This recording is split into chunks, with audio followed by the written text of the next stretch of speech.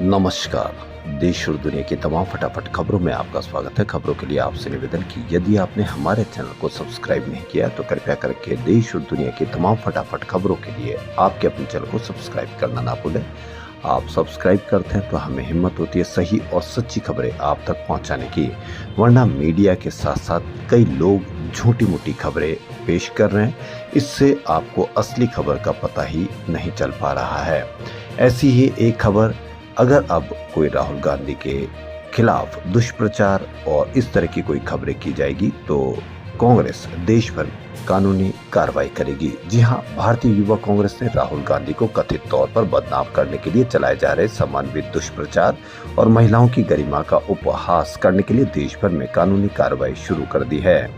भारतीय युवा कांग्रेस ने आरोप लगाया कि भाजपा सामाजिक कल्याण के अभियान, जिसके तहत बिहार में महिलाओं को सैनिटरी पैड बांटे जा रहे हैं, पैडमैन की भूमिका निभा रहे हैं, उस पर राजनीतिक हमला कर रही है। कांग्रेस ने महिलाओं को लुभाने के लिए बिहार में उन्हें मुफ्त पैड बांटने की योजना बनाई है। हालांकि कांग्रेस की ये योजना जल्द ही चर्चा का विषय बन गई और राहुल गांधी के खिलाफ यदि अब कोई दुष्प्रचार करता है तो लोगों के खिलाफ कानूनी कार्रवाई की जाएगी। भारतीय युवा कांग्रेस ने एक बयान जारी कर कहा कि बिहार में महिलाओं को सैनिटरी पैड वितरित करने की एक नेक पहल को तोड़ मरोड़ कर पेश करके भाजपा शर्मनाक निम्न स्तर पर पहुंच गई है।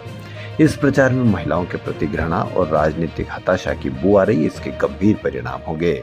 युवा कांग्रेस के राष्ट्रीय प्रभारी कृष्ण अल्लावरू, अध्यक्ष उदय भानु छिब और कानूनी प्रकोष्ठ के अध्यक्ष रूपेश सिंह भदौरिया ने बताया कि इससे संबंधित सामग्री को फैलाने वाले व्यक्तियों के खिलाफ कई राज्यों में कानूनी कार्रवाई की जा चुकी है। मध्य प्रदेश हाईकोर्ट ने प्रमोशन में आरक्षण पर फिलहाल रोक लगा दी है। सोमवार को पदोन्नति के नए नियमों को लेकर सुनवाई हुई। कोर्ट ने सरकार से पूछा कि पुराने नियम और नए नियम में क्या फर्क है। सरकार इसका कोई साफ जवाब नहीं दे पाई। इस पर acting chief justice Sanjeev Sachdeva और जस्टिस विनय सर्राफ की डिवीजन बेंच ने कहा कि ऐसी स्थिति में नए नियमों को लागू नहीं किया जा सकता है। अब अगली सुनवाई 15 जुलाई को होगी। तब तक सरकार नियमों का अंतर समझकर अदालत को बताएं। संघ की ओर से अधिवक्ता ने हाईकोर्ट में दलील दी थी कि यह मामला फिलहाल सुप्रीम कोर्ट में लंबित है, इसलिए सरकार नए नियमों के तहत फिलहाल प्रमोशन में आरक्षण नहीं दे सकती है। 9 साल पहले 2016 में सरकारी कर्मचारियों की पदोन्नति रुकी हुई थी। इसकी वजह ये थी कि आरक्षण में प्रमोशन को लेकर मामला सुप्रीम कोर्ट में था। सरकार ने वहां एसएलपी विशेष अनुमति याचिका दाखिल की थी, जिससे प्रमोशन नहीं हो पा रहा था। बिहार चुनाव से पहले हो रहे वोटर लिस्ट रिवीजन पर सियासत गर्म है। विपक्ष ने 9 जुलाई को बिहार बंद बुलाया। इससे कांग्रेस के पूर्व अध्यक्ष राहुल गांधी भी शामिल होंगे। नेता प्रतिपक्ष तेजस्वी यादव ने वोटर लिस्ट रिवीजन की प्रक्रिया को वोट बंदी करार दिया है। इसे लेकर उन्होंने आज यानी सोमवार में पटना में प्रेस कॉन्फ्रेंस भी की। तेजस्वी ने कहा कि 6 जुलाई को इलेक्शन कमीशन से मिलने गए थे, लेकिन अब तक कोई जवाब नहीं मिला है। उन्होंने कहा कि पटना का इलेक्शन कमीशन कोई काम का नहीं है, पोस्ट ऑफिस जैसा है, निर्णय लेने लायक नहीं है। इधर पूरे मामले पर राजद सुप्रीमो लालू प्रसाद यादव ने कहा कि पीएम मोदी और केंद्रीय गृह मंत्री अमित शाह को आड़े हाथों लिया है। लालू ने सोशल मीडिया एक्स पर लिखा है कि 2 गुजराती मिलकर 8 करोड़ बिहारियों के वोट का अधिकार छीनने का प्रयास कर रहे हैं। इन 2 गुजरातियों को बिहार संविधान और लोकतंत्र से सख्त नफरत है। जागो और आवाज उठाओ, लोकतंत्र और संविधान बचाओ।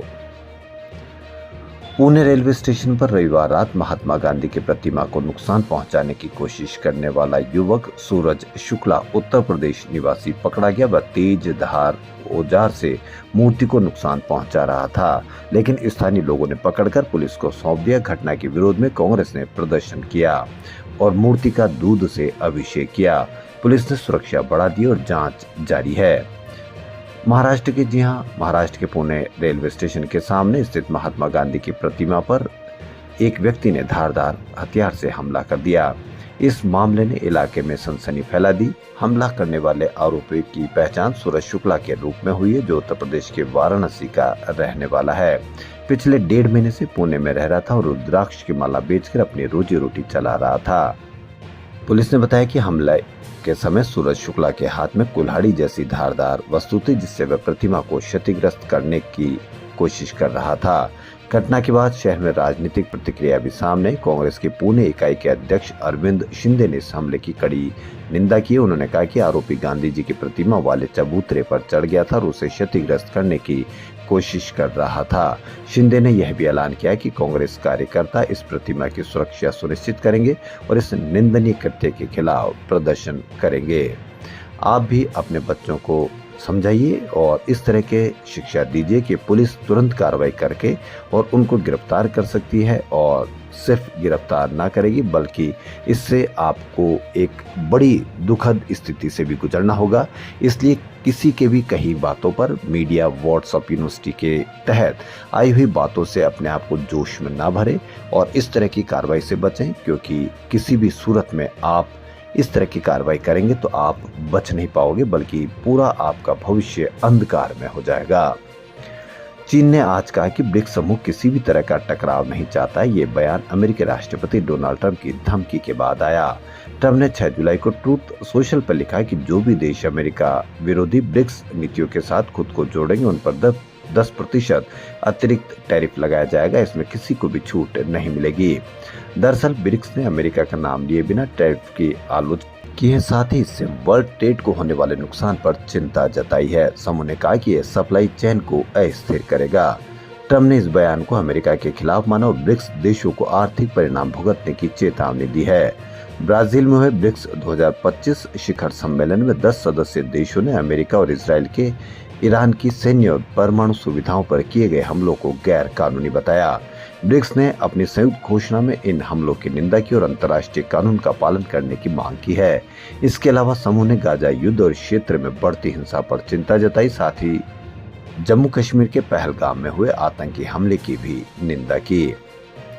मस्क ने सोशल मीडिया पर पोल के बाद पार्टी बनाई। जी हां, बड़ी खबर। मस्क ने अपनी सोशल पोस्ट में कहा कि आप में से 66% लोग एक नई राजनीतिक पार्टी चाहते हैं और अब यह आपको मिलेगी। जब बात अमेरिका को बर्बाद करने और भ्रष्टाचार की आती है तो अमेरिका में दोनों पार्टी, रिपब्लिकन और डेमोक्रेट, एक ही जैसी है। अब देश को 2 पार्टी सिस्टम से आजादी मिलेगी। उन्होंने लिखा कि आज अमेरिका पार्टी का गठन किया जा रहा है। जी हां, अमेरिका पार्टी का गठन किया जा रहा है ताकि आपको आपकी आजादी वापस मिल सके। इसे लेकर उन्होंने एक्स पर पब्लिक पोल भी किया था। मस्क ने 4 जुलाई को अमेरिका के स्वतंत्रता दिवस के मौके पर एक्स पर एक पोल पोस्ट किया था। इसमें उन्होंने पूछा था कि क्या आप 2 पार्टी वाले सिस्टम से आजादी चाहते हैं? क्या हमें अमेरिका पार्टी बनानी चाहिए? पोल के नतीजों में 65.4% लोगों ने हाँ और 34.6% लोगों ने नहीं में वोट दिया था। नवंबर 2026 में हाउस ऑफ रिप्रेजेंटेटिव की सभी 435 और सीनेट की 100 में से 34 सीटों पर चुनाव होंगे। मस्क का प्लान हाउस ऑफ रिप्रेजेंटेटिव की 8 से 10 और 3 से 4 सीटें जीतना है, जिससे ट्रंप के बिलों पर रोक लगाकर वह किंग मेकर की भूमिका में आ सकते हैं। रायपुर में आयोजित किसान जवान संविधान जनसभा में कांग्रेस अध्यक्ष मल्लिकार्जुन खड़गे ने कहा कि मोदी 2 टांगों से चल रहे हैं। मोदी की एक टांग आंध्र प्रदेश की टीडीपी और दूसरी बिहार की नीतीश कुमार। इनमें से कोई भी हिली तो मोदी जी गिर जाएंगे। खड़गे ने कहा कि केंद्र सरकार भय और झूठ फैलाकर देश पर राज कर रही है। ये लोग हर जगह मिलकर गरीबों को लूटने और डराने का काम कर रहे हैं, लेकिन कांग्रेस का कार्यकर्ता डरने वाला नहीं है, मर मिटने को तैयार है। उन्होंने कहा कि कांग्रेस के कार्यकाल में जो जन कल्याणकारी योजनाएं चलाई गई उन्हें भाजपा सरकार ने बंद कर दिया है। 67 नई शराब की दुकानें खोल दी और नकली शराब बेचने का धंधा शुरू कर दिया है। ये लोग सिर्फ कारोबार के नाम पर समाज को खोखला कर रहे हैं। खड़गे ने आरएसएस और भाजपा पर संविधान की मूल आत्मा से खिलवाड़ करने का आरोप लगाया। उन्होंने कहा कि संघ के एक विचारक ने सोशलिज्म और सेक्युलरिज्म शब्दों को संविधान से हटाने की बात कही है। बिहार में मतदाता सूची के विशेष गहन पुनरीक्षण पर आरजेडी नेता तेजस्वी यादव ने आज प्रेस कॉन्फ्रेंस कर चुनाव आयोग से सवाल पूछे। उन्होंने कहा कि 5 जुलाई को हमने चुनाव आयोग से मुलाकात की थी और उनके सामने अपने सवाल रखे थे। चिंता की बात यह कि अभी तक हमें चुनाव आयोग से कोई स्पष्टता नहीं मिली है। आप सभी जानते हैं कि बिहार चुनाव आयोग केवल डाकघर की तरह काम करता है और उसे जवाब देने का कोई अधिकार नहीं है। कल चुनाव आयोग ने 3 अलग अलग निर्देश जारी किए। इससे साबित होता है कि वह भ्रमित है। तेजस्वी यादव ने कहा कि आयोग के विज्ञापन में कुछ और निकलता है, आदेश कुछ और निकाला जाता है। विज्ञापन में कहा जाता है कि बिना दस्तावेजों के भी गणना प्रपत्र भरकर जमा करें, लेकिन आदेश विरोधाभासी निकल जाता है। विज्ञापन और आदेश में भारी अंतर है। क्या नया वोटर कार्ड बनाने के लिए फॉर्म 6 का मानक आधार कार्ड है, लेकिन पुनरीक्षण में आधार कार्ड आखिर मान्य क्यों नहीं है? आयोग हमारी शंकाओं को बिंदुवार जवाब दे, इसका राजनीतिक दुरुपयोग निष्पक्षता से रोकने का उपाय करे। तो देश और दुनिया की तमाम फटाफट खबरों में फिलहाल इतना ही। यदि आपको हमारा चैनल पसंद आए तो लाइक, सब्सक्राइब और शेयर अवश्य करें। धन्यवाद।